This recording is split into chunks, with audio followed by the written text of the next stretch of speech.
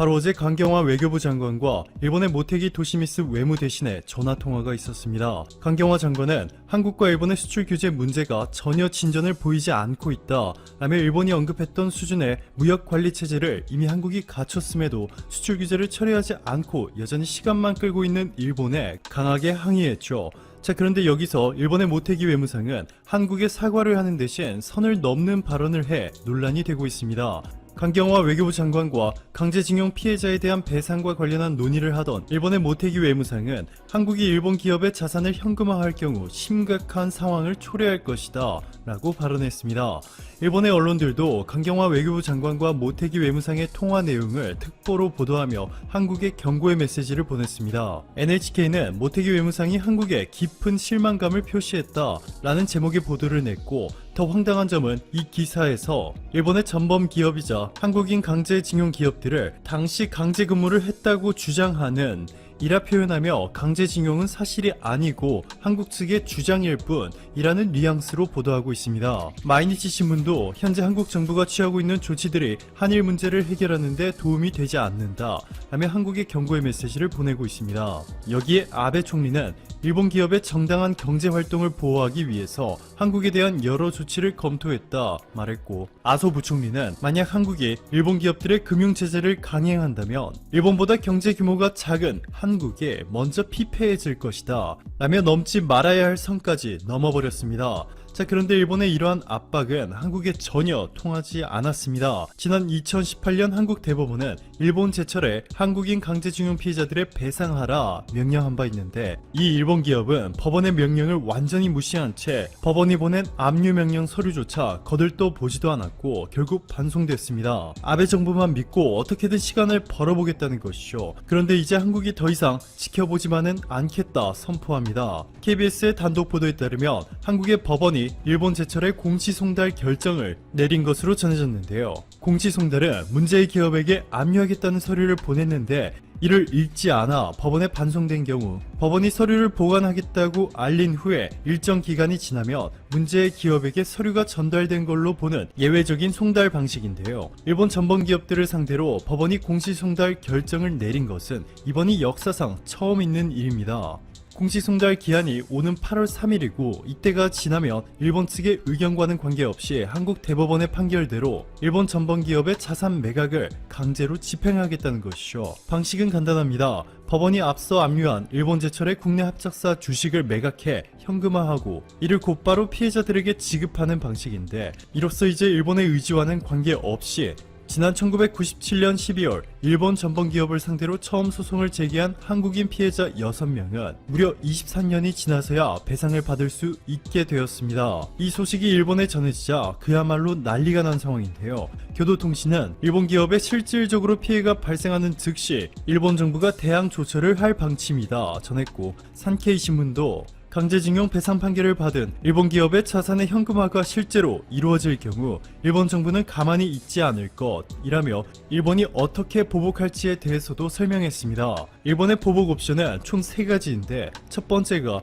일본에 수출하는 한국산 제품에 대한 관세를 인상하는 것이고, 두 번째가 일본 내 한국 기업들의 자산을 압류하겠다는 것이죠. 그리고 마지막 세 번째가 국제사법재판소에 한국을 제소하겠다는 것인데, 이 일본의 보복 옵션들은 현실성이 매우 떨어진다는 의견이 지배적인 상황입니다.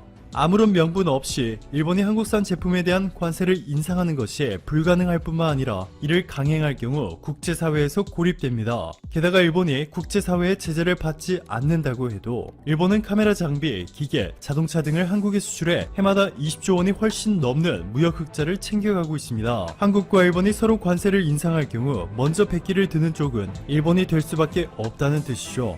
오늘도 감사합니다. 최고로 멋진 하루. 트럼프 대통령이 전격 G7에 한국을 부르고 싶다고 대통령 전용기 에어포스 원상에 기자회견에서 의견을 피력했습니다. 최근 한국의 국가 위상이 급격하게 떠오르면서 기존의 G20에서 이제 친미 핵심 라인인 선진국 동맹체인 G7에도 들어갈 정도의 이야기가 된 자체는 우선 대한민국의 위상이 예전과 다름을 보여주고 있습니다. 그런데 이번 G7 회의는 그 어느 때보다 새로운 국면으로 가고 있는데 어떠한 의미가 있는지 두 가지를 살펴보겠습니다. 첫 번째, 한국, 이젠 G7급으로 올라갔다는 의미. 우선 트럼프 대통령이 G7에 한국을 불렀다는 것에 관해서 일회성 초청이 되겠느냐, 아니면 이제 G11 체제로 가겠느냐 이런 점이 중요시됩니다. 한국 외에 호주, 러시아, 인도가 포함된 G11국으로 가는 가능성도 상당히 높기 때문입니다.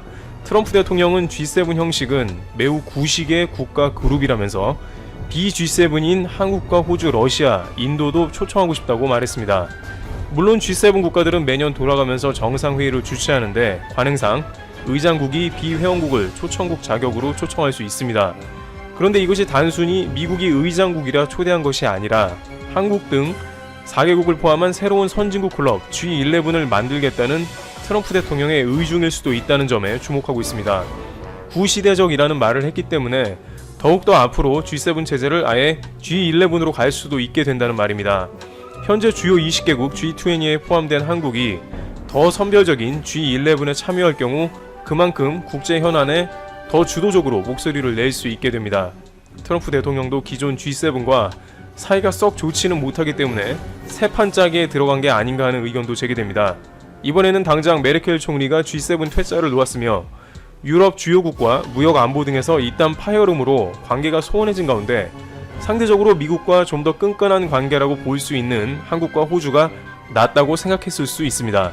또한 이번 글로벌 팬데믹 사태에서 사실상 한국은 전 세계에서 유일하게 봉쇄하지 않으면서 피해를 최소화한 국가로서 기존 G7 회원국을 압도하는 선진국의 모습을 보였습니다. 또한 경제적인 선방도 G20에서 최상급이었고 주식시장도 미국과 함께 한국만이 유일하게 빠른 속도로 회복했습니다. 따라서 G7은 아니지만 사실상 여러가지 면에서 G7에 못 들어갈 수 없을 정도의 위상이 되었다는 말입니다. 무역 규모를 비롯해 국가 종합 점수를 따져봤을 때도 그렇고 G7이 친미 네트워크라는 점을 본다면 미국과 67년간의 혈맹을 맺고 있는 한국이기 때문에 G7 성격에 부합하지 못할 수는 없다는 해석입니다. 이미 IMF는 한국을 선진국 10개 그룹에 포함도 시켰고 미 주가지수 S&P는 선진국에 한국 시장을 배치했습니다. 그럼에도 불구하고 몇 가지 G7 추가 가입에 부정적 사항도 있습니다. 그동안 미국이 G7 확대 의사를 공개적으로 밝히거나 한국 정부의 회원국 가입을 타진한 적은 없는 것으로 알려졌습니다. 또한 가장 큰 걸림돌은 G7에서 G11으로 바뀔 때 기존 회원국의 동의가 있어야 할 것인데 현재 강제징용 배상 판결과 수출 규제 등을 두고 한일 관계가 극도로 악화한 상황에서 일본의 동의를 기대하기 어려울 수 있다는 시각이 지배적입니다. 만장일치로 그러한 동의가 이루어져야 하는데 일본은 반대표가 유력합니다. 요미우리 신문은 일본이 베트남, 태국, 호주, 뉴질랜드 4개국만 입국 허용 대상으로 고려 중이라고 오늘자 보도했습니다. 여전히 일본이 한국에 대한 거부 기류가 있음을 의미합니다. 그런데 트럼프 대통령의 또 하나의 노림수도 거론됩니다. 두 번째, 중국 견제용 임시 소집이라는 의견. 이번에 트럼프 대통령이 거론한 한국, 호주, 러시아, 인도 등 중국과 밀접한 관계가 없는 나라는 하나도 없습니다. 따라서 이번 주요국들을 소집하는 이유 중에 하나는 미국 중심의 네트워크를 제대로 구성해서 미중 간의 대립구도를 이제 G11과 중국이 맞서게 하는 형태도 고려한다는 점입니다. 눈에 띄는 것은 러시아조차 포함됐다는 것이죠. 미국은 러시아와 계속해서 갈등을 빚고 대치하고 있지만 중국 견제를 위해서 러시아와 우선 전략적 관계로 가는 게 아니냐는 해석을 놨습니다. 시진핑 국가주석도 미국과 홍콩 보안법 등의 대치 상황이 오자 곧바로 러시아와 협력을 타진하며 우군 다지기에 나섰습니다. 이에 미국은 중국의 가장 큰 힘이 될 러시아를 이번 G11에 포함시켜 중국을 고립시킨다는 것입니다. 중국이 러시아에 많은 경제적 영향력을 주고 있지만 미국이 제대로 러시아 제재를 풀어준다면 미국에 돌아설 수도 있습니다. 이런 맥락으로 보자면 이번에 미국은 한국에 적극적으로 중국을 배척하는 네트워크에 포함되자는 요구를 할 수 있습니다. 결국 이번 G11이 궁극적으로 구시대적 G7을 버리고 새로운 시대의 협력체를 만들자는 이야기가 아니라 만약 중국 견제용 임시 소집이라면 한국 입장에서는 중국의 경제 보복을 대비해야 하는 부담에 빠지게 됩니다. 실제 이번 G11 국가 중에 호주는 중국이 경제 보복에 들어가 주요 사업체들이 어려움을 호소하고 있는 상황입니다.